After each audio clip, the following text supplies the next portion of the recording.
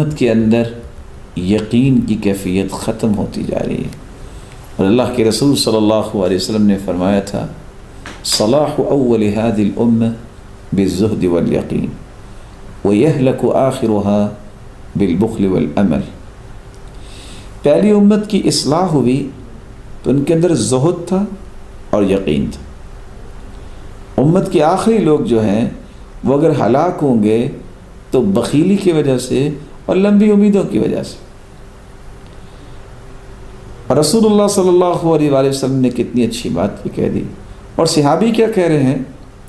الصبر نصف الایمان والیقین الایمان کلہ۔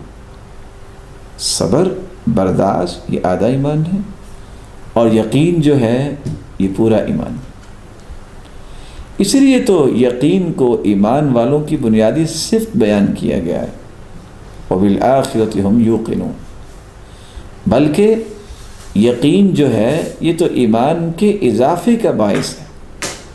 الیقین من زیادت الایمان، جیسے کہ سہل بن عبداللہ تستری کہا کرتے تھے، انسان کا ایمان مکمل ہی اس وقت ہوتا ہے جب اس کے اندر اللہ عز وجل کا یقین پیدا ہو جائے کہ میرا رب مجھے ضائع نہیں ہونے دے گا۔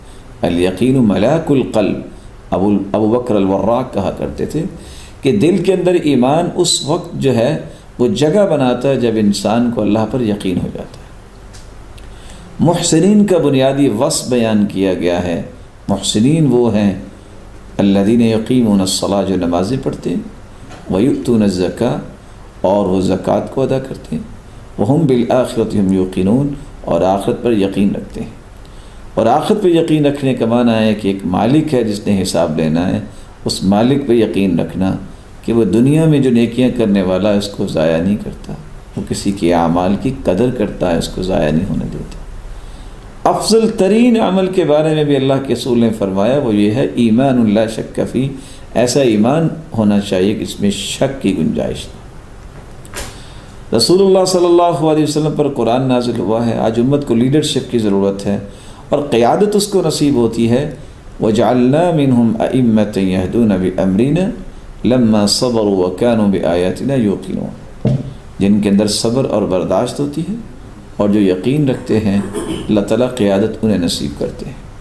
اور امام ابن تیمیہ رحمۃ اللہ علیہ اس لیے کہا کرتے تھے بِالصَّبْرِ وَالْيَقِينِ تُنَالُ الْإِمَامَةُ فِي الدِّينِ، برداشت اور یقین یہ انسان کو دنیا میں دین کا ایک لیڈر بنا دے۔